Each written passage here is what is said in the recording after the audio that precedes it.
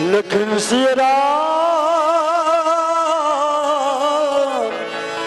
राजा रामचंद्र देव की जय।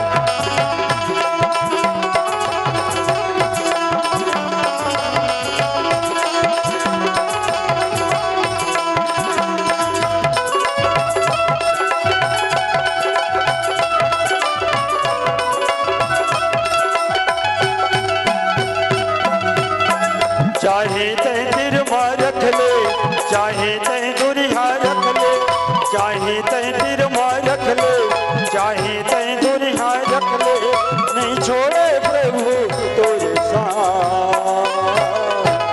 जन कर में मन लाते उदास, नहीं छोड़े प्रभु तोरे साथ। जन कर में मन लाते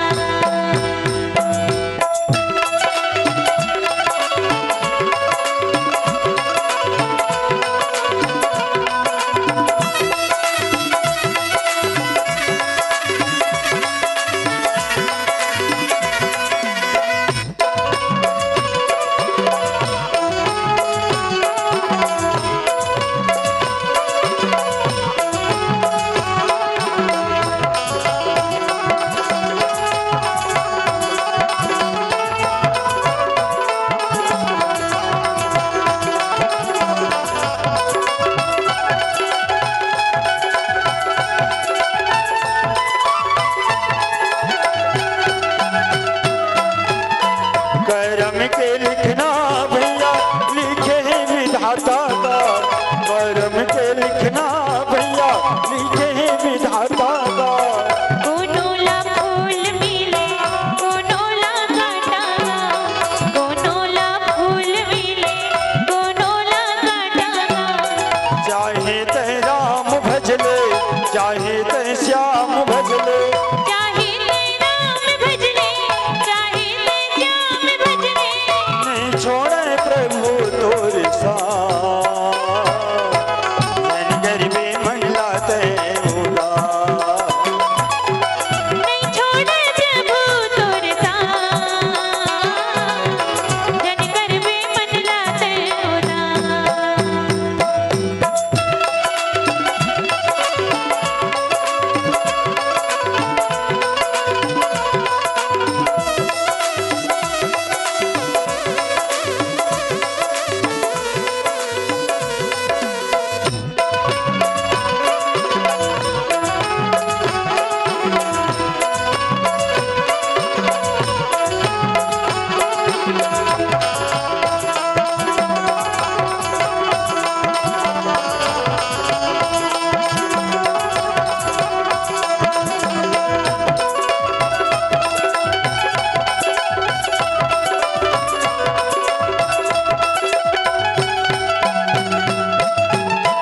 तब मंजनु करी रघुकुल नाथा, खोजी पार्थिव नायव माथा।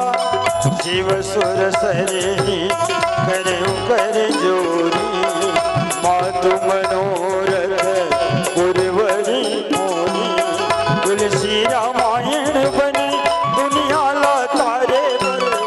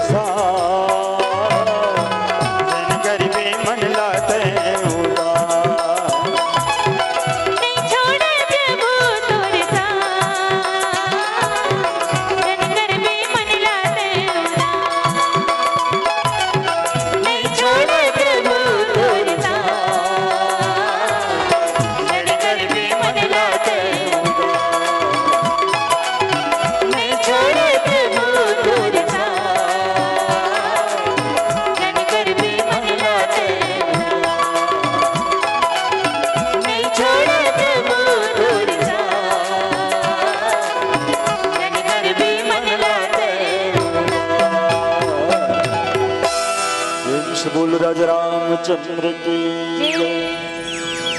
अगर आपको हमारा ये वीडियो पसंद आया हो तो लाइक, कमेंट और सब्सक्राइब ज़रूर कीजिए।